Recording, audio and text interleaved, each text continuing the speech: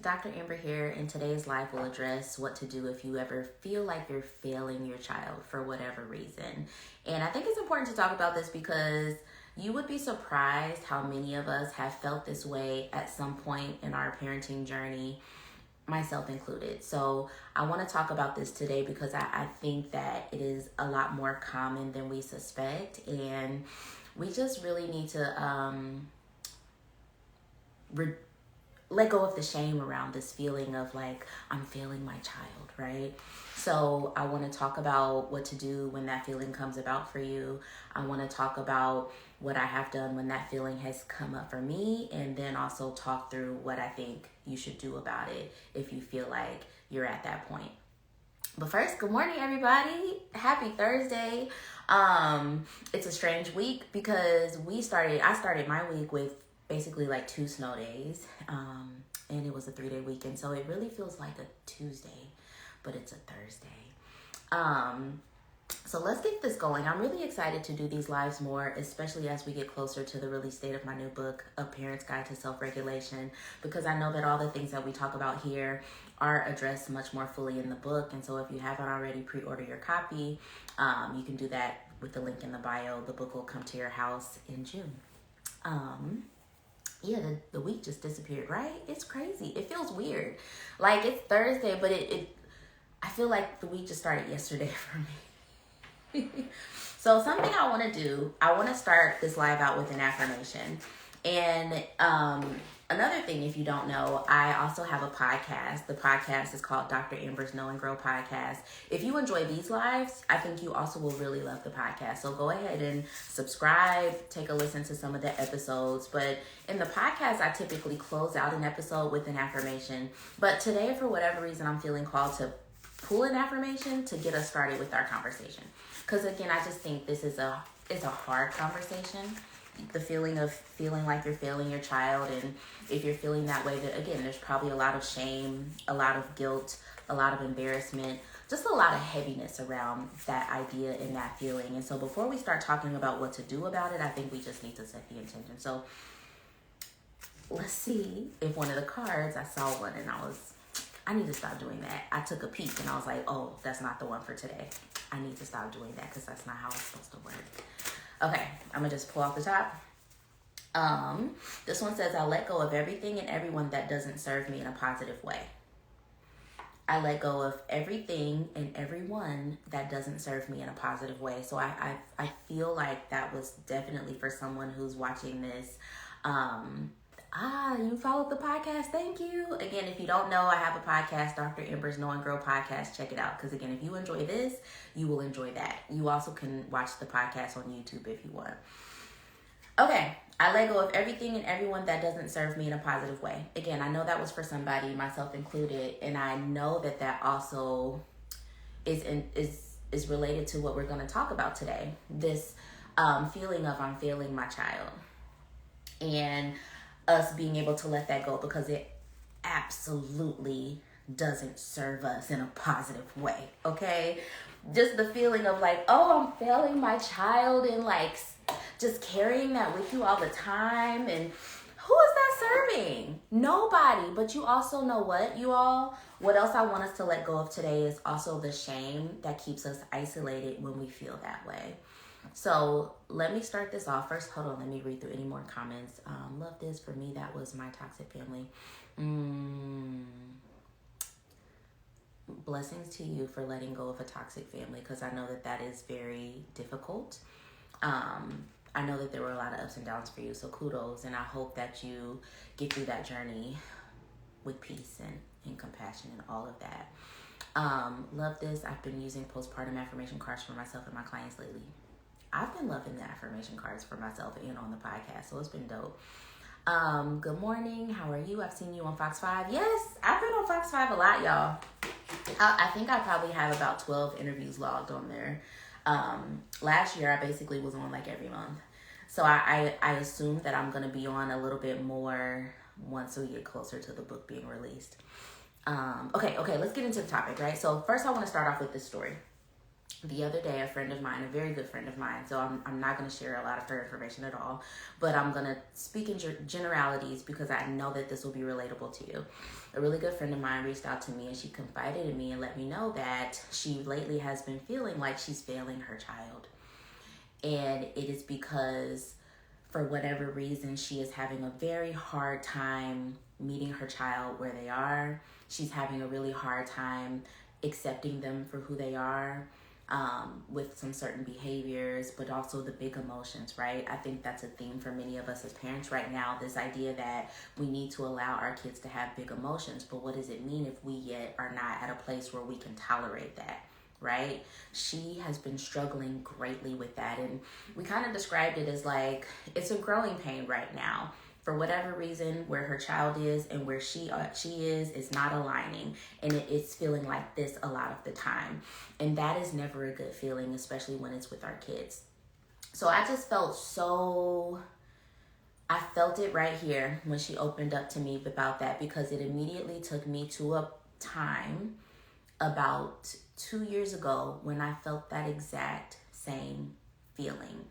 So my own personal story, I would say after I had my second child, for whatever reason, me and my son, my firstborn, were not aligning. And it broke my heart, because now looking back on it, I could see it for what it was, right? It was me going through the process of adjusting from being a mom of one to a mom of two. It was me coping with the fact that I was parenting an infant and a toddler during a pandemic, okay? It was me adjusting to the fact that we had just moved to a new home. It was me adjusting to the fact that I did not enjoy my job and I wasn't looking forward to going back. It was me, realizing that I had a lot of desires for my career and what I wanted to do for my life, and they were not coming like I thought, right? I had so much going on internally, but then also outside of me, that just was not allowing me to show up as my best self. All at the same time, my son was going through something that was completely normal, mind you, right? Like anytime we're feeling like this, we often get concerned like, oh, is there something wrong with my kid? When really they're just going through their normal phase of whatever stage they're in, whether it's toddlers or whether it's teenagers. I feel like the toddlers and the teens are the moments where we're going to start feeling this shit the most, like this feeling of I'm failing them, I'm not the best for them, right? So for me, it was when my son was 2 and 3 years old, and I just remember we just kept butting heads, and like for whatever reason, literally anything he did would just irritate me. It was whether it was just too much energy, he's being too loud, he's not listening enough, he's doing this, he's doing that, and I just found myself constantly just feeling like I was berating him, like, you're not listening, you're not doing this, you're always doing that. And I knew that that was not how I wanted to react or respond to my child, but it just continued to happen. And there were a lot of tearful nights where I would just cry to my husband and say, I don't know why God did this, because I literally am not the mom that my son is supposed to have. And y'all are not going to have me crying on here today, because I see some of y'all are tearing up. You could tear up. I'm not going to do it because I've cried enough. But like truly, when I think back to that time, I feel the sadness and the despair that I had of just feeling like this is cruel, because clearly he is so beautiful and he is so amazing. He's the best thing, I can see the joy in his eyes, and he deserves so much, and yet I can't be what he needs. I want him to have a space that's nurturing and loving and warm, and all I keep doing is yelling at him, and I can only see the things that irritate me or bother me, and that's not fair. And so I had that moment where it was like, I'm failing him. I'm not a good mom for him. He deserves so much more. So for anyone who has been in that space, I absolutely empathize, because that was a very hard time for me, and it was a very dark time for me, because there were many moments where I was just like, I just want him to have a better mom, and if maybe it's not me. And that's very hard to admit as a psychologist, as someone who's supposed to help other people with this, but I think it's honest, and I think it shows that like we all have these moments. And what it's about is like being able to like get through the moment in one piece, heal from the moment, learn from the moment, and then be able to help the next person who's going through it, because I know that there is someone else going through that same moment of feeling like my child deserves so much more than me, so much better than me, right? Luckily I got through that. I don't know exactly how, but I got through that moment. Actually, there were a lot of things I did, you all. Some of them a little non-traditional. One of the first things I did was I got my son's birth chart read so I can understand him better. Because if you all are following me more closely, you know that's something that I'm also starting to really love is astrology. And once I spoke to an astrologer about his birth chart, it was like, this is why he's doing this. And this is why it doesn't necessarily align with me. And this is what this means. And this is what he's trying to communicate. That helped me just understand him so much better. And so that helped me a lot. And just understanding who he is with regard to his birth chart and astrology and who I am and how that relates really helps a ton.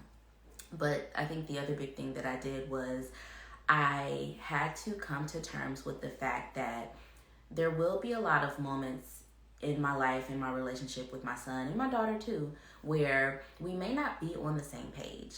It may not feel completely aligned. We might not be completely compatible, right? Like I still to this day, I think that sometimes parents have children who don't often match the energy, right? And that sounds crazy because it's like, it's your child. What do you mean? But it's true. Like, we're just really different. And so I had to come to terms with that. I need to learn how to be with him and accept him for who he is, not trying to force him or push him to be anyone different. And instead, what I need to do is focus on my own reactions, my own emotions, my own feelings that are coming up in the moments when I'm interacting with him. That was the switch for me. Because I think what kept me feeling like I'm a bad parent for him, I'm a bad mom for him, was I was so focused on all the things that I needed him to change, or I needed to be different, or all the things that were not going well.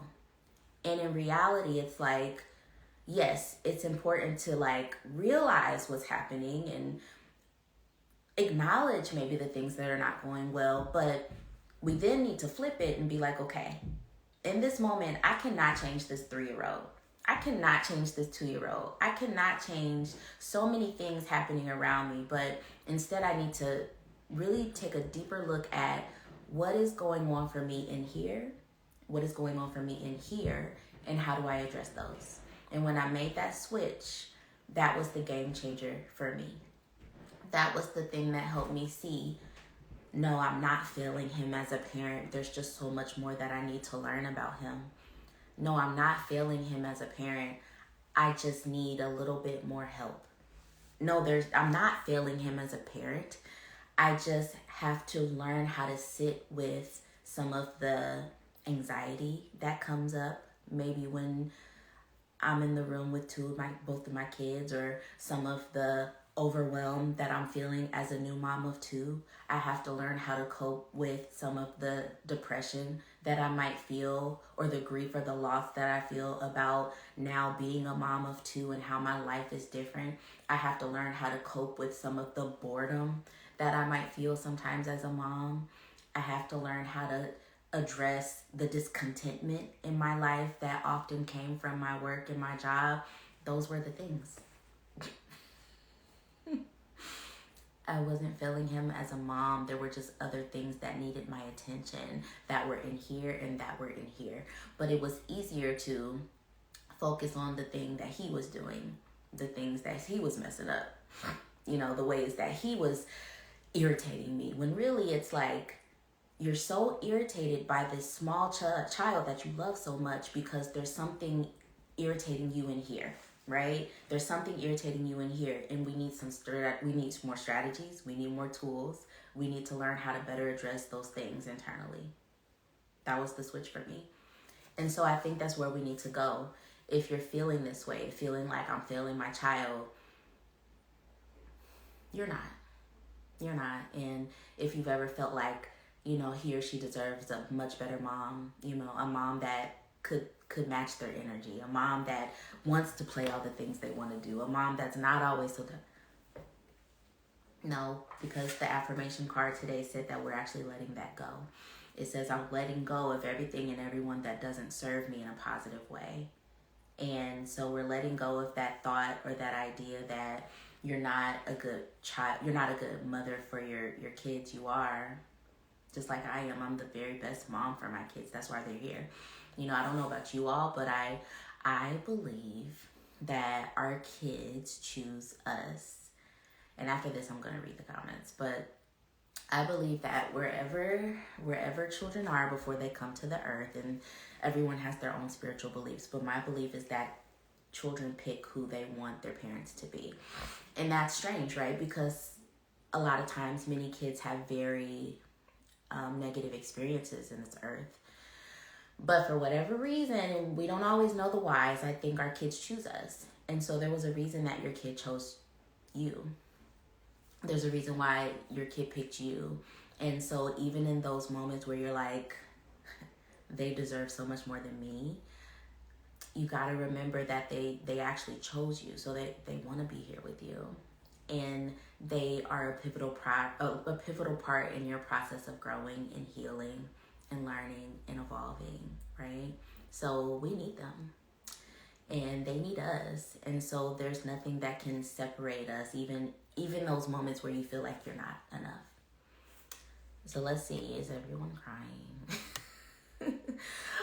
Someone says, I also kind of feeling that way lately. My daughter's been going through the look phase, and I'm just talking nonstop, and it's driving me crazy. I know. Trust me, I know. And again, I hope this is a reminder for you that you are enough, regardless of the phase that you're in, because the thing about it is there's going to be so many phases in our journey of parenthood, and it's because our kids are growing and evolving, but also we are too.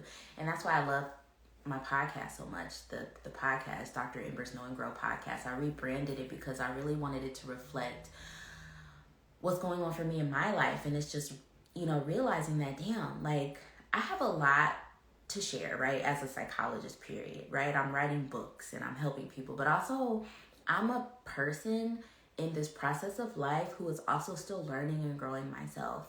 And I think it's important for us to share the process together because it can be so lonely and so isolating. Like imagine if you thought you were the only one who at one time felt like you weren't the best mom to your kids. Guess what? We have all felt that. Everybody on here has felt it, myself included. So this too shall pass, and you are enough, and you're not alone. Absolutely not alone.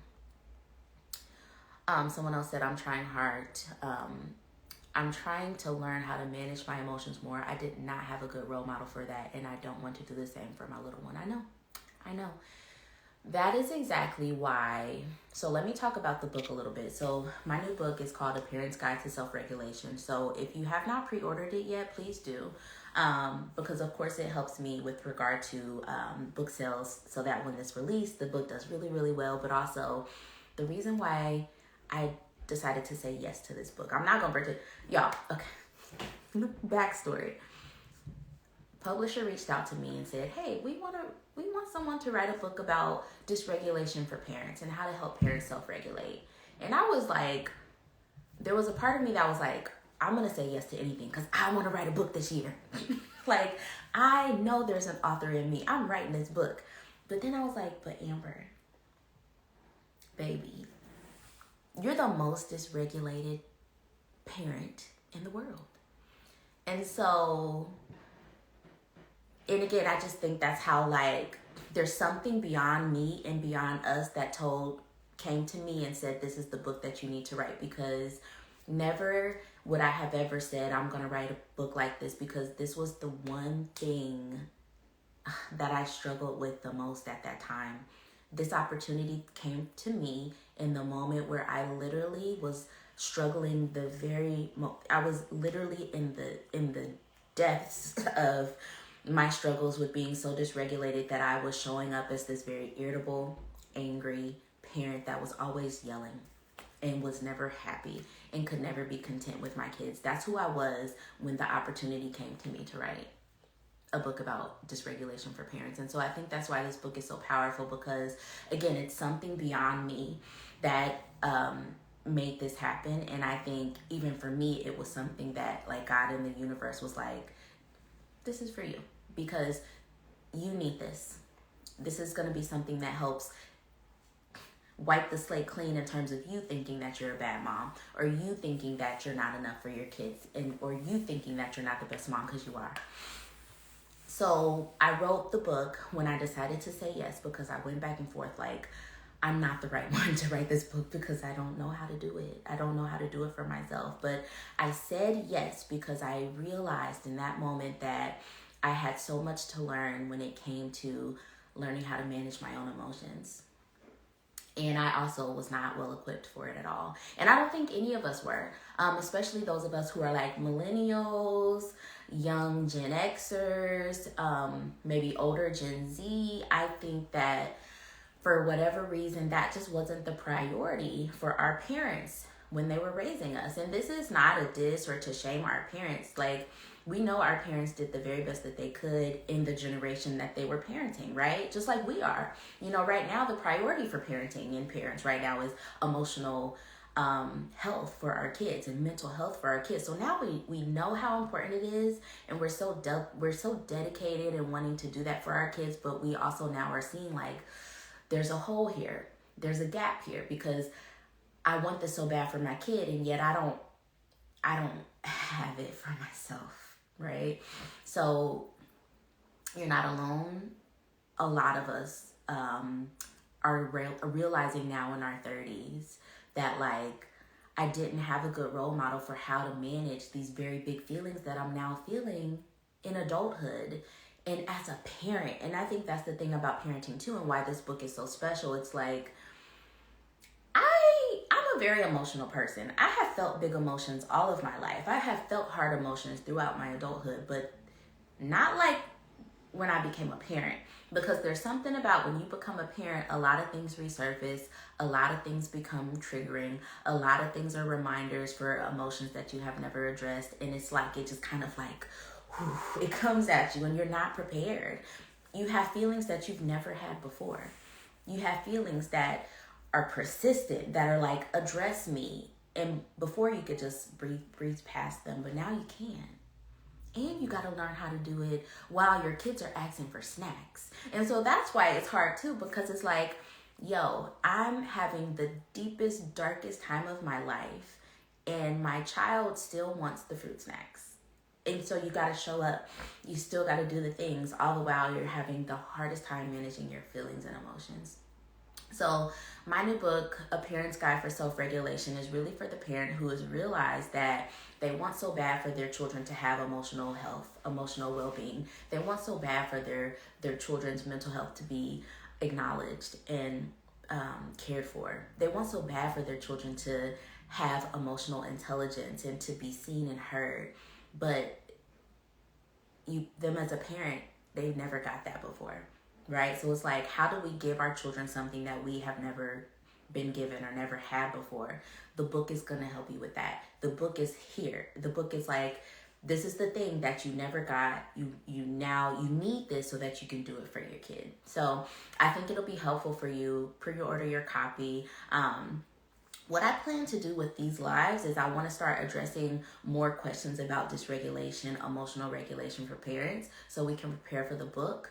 Also on the podcast, what I'm hoping to do every like 4th or 5th Friday on the podcast, not Friday, because the podcast is released on Mondays, but every, basically the last week of the month, I want to read a section from the book on the podcast until the book is released. So I think you'll enjoy that too. You'll get to have like a sneak peek and a snippet of the book to preview it. Okay, let's see what else is going on. Let's see. Someone says, yesterday my toddler was screaming nonstop. And I had to plug my ears and say over and over in my head, do not scream, do not scream. And I didn't. And I was proud. Girl, I'm proud of you too, honey, because I would have. I've screamed. And we all have, right? And that's probably why you're doing that, because you probably had a moment where you've screamed before. So I'm proud of you too. And I think that's one of the first steps, is like realizing in the moment, okay, I know that there's something externally happening around me and I cannot control it. No matter how much parenthood tells me you should be able to control your kid. That's not true, right? And it's just realizing and recognizing, okay, there's something internally happening for me, and I need to focus on this internal feeling I'm having right now so that it doesn't turn into something else. I'm proud of you. I'm proud of you, okay? I'm proud of you because your goal was to not scream and you didn't scream. Yes. And I'm proud to see how that progresses for you, because eventually you'll get to a point where you might not even have to plug up your ears. You could just go on about whatever. Eventually you'll get to a point where you'll actually be able to have a conversation with your little one while they're screaming nonstop. It's all a progression, and I'm so proud of you for not screaming and for just recognizing what internally was going on for you, because I'm sure that was a challenging moment. I feel like I'm not enough. I'm feeling like I'm not enough managing my emotions with a tween and a teenager. Yeah. Yep. Yeah, Yep. Yeah. I can imagine. And I am here to tell you, and again, I hope this was a reminder to you that you are enough. And what I want you to do is instead focus on internally what's going on for me and how do I manage that, because you will not be able to manage your tween or your teenager at all. At all. And I think that's the one thing we have to learn as parents nowadays. There was so much about how we were parented that was very much about control. And I think, again, that was the vibe of parenting back then. It's like, nah, you're going to do what I say. You're going to stop crying. Or I'm going to give you more to cry about, right? Like, those were the sentiment. It was, being a good parent back then was how much are you able to control your child. But now we're like, I can't control this crowd screaming. I can't control their emotions. I don't want to do that, because they need to have that. They need to be able to express themselves. And depending on the age or the developmental stage of your child, it might be screaming. We can't control that. We can't punish them and make them stop. That's not what we want to do anymore. And so just realizing that, hey, me choosing to accept that I cannot control my child doesn't mean I'm a bad parent. It actually means I'm learning so much more about my child and I'm accepting them for who they are.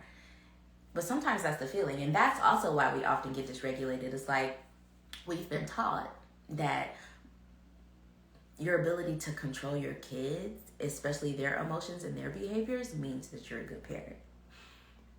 And that's not true anymore. It's just not true anymore. And so, again, we have to manage all of those old beliefs that we have taken on, all of those big feelings that we're having, because we can't control what the kid's doing in this moment. We have to focus on us for a while, especially as we're still learning, you guys. All of us watching, I imagine that we are all in the very early stages of learning how to cope with our big emotions. And so when you're feeling this way, I want you to go in and just acknowledge and address, what am I feeling? Because I cannot control anything happening out here right now. And again, the book will help you with that. There's so many tips, so much more than tips. There's a whole framework for how to address these feelings and these emotions that you're having in the book. Yes, I love that the rest of these comments are you all telling each other how proud of the other you are. Somebody's mentioning those loop earplugs. I thought about getting those too, because they seem really good for overstimulation. So one strategy in the book that I do talk about is just this idea of sometimes, especially when you're really not in a good place, you just need to, I called it sensory offloading. And so when you're overstimulated, that basically just means your senses are flooded. So it might be your sight, your hearing, taste, smell, touch, right? When we get touched out, our senses are overloaded. So how can we ease that? How can we take some of the weight off of our senses? And plugging up your ears or doing the earplugs is a great way to offload some of that, especially for your hearing, right? If you're hearing too much, we got to either turn some stuff off or we got to plug it up. If it's feeling like there's too much happening for your vision, right? Like turn the lights down, maybe get some natural light, turn off some of the devices, maybe put on an eye mask for a little bit, but let's offload some of that. Offload some of the weight that our senses are feeling, for sure. Let's see. Someone else said yes, and you gain a whole new perspective for your parents, especially the ones who truly did their best. Yeah, absolutely. That'll be another conversation, you all. I just think there's a whole conversation we can have about this period that we're in, where like so many of us are trying to like break generational curses and, you know, do things differently. And I think what comes with that is like, on one hand, many of us may have some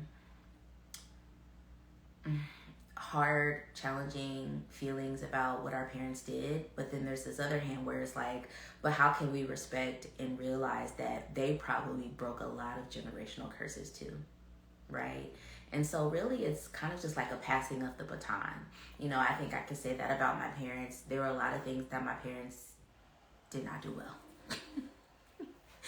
And there's so many things that they did right. And there's so many ways that they gave me something that they did not have. And so it's like taking that and realizing like they passed the baton off to me so that I could be in a position to take it further, to do more than they could, so that my children can also take the baton and probably go to therapy one day in their 20s and talk about how my mom did this and she never did this. All the while realizing, hey, but she did break a lot of generational curses herself too, right? I think that's how we have to be thinking about it. And that's at least what's the process that I'm working through. And hey, maybe we'll have an episode about it on the podcast soon. So you all, I hope that this helped you. I really hope it did, to just help you get out of the feeling that you're not the best parent for your child, because you absolutely are. And in that moment, instead, I want you to really focus on what's happening inside of me. What are the feelings, the emotions that I need to be addressing? In what ways do I need more support? How can I learn to sit with these challenging feelings? And also, when will I pre-order Dr. Amber's book, A Parent's Guide to Self-Regulation? Because it will absolutely help you to really learn how to fill in the gaps that you're feeling in those moments with regard to how do I manage myself? How do I self-regulate my emotions and my feelings so that I can feel more confident about the parent I am to my child? Because I am the best parent to my child. That's why they picked me. But I just need some skills and some better strategies to feel that confident and to step into that confidence of knowing I'm the best parent for my child. And I think that the book can help you. Yay, you already pre-ordered it. I'm so excited for you. I'm glad. I can't wait for you to get it. Stay tuned, y'all, because again, if you're interested in this conversation, if you're interested in the book, 2 things I think you need to do. I know I sound like a broken record, but one, I do want you to subscribe to the podcast, Dr. Amber's Know a Girl podcast, because conversations like this are also happening on the podcast. And I actually feel like next week I will probably continue the same conversation. And also next week on the podcast, eventually I want to read a snippet of the book. So subscribe to the podcast, Dr. Amber's Know a Girl podcast, but then also pre-order their copy of the book, A Parent's Guide to Self-Regulation, because again, that'll fill in the gaps of what you're feeling, you know, that tension of, I can't teach my child how to self-regulate if I don't know how to do it myself, or I'm not a good parent because in this moment I just want to lose it instead of just be present. The book will help you go from losing it, yelling, being irritable, to really being present with your kids, even in their hardest moments. So, okay, y'all, I gotta go, because I gotta go to work. It's Thursday. I got a lot to do today. It's cold outside, so I gotta bundle up. I gotta start the car, all those things. But I really enjoyed this conversation. Thank you all for being here. And we will talk soon.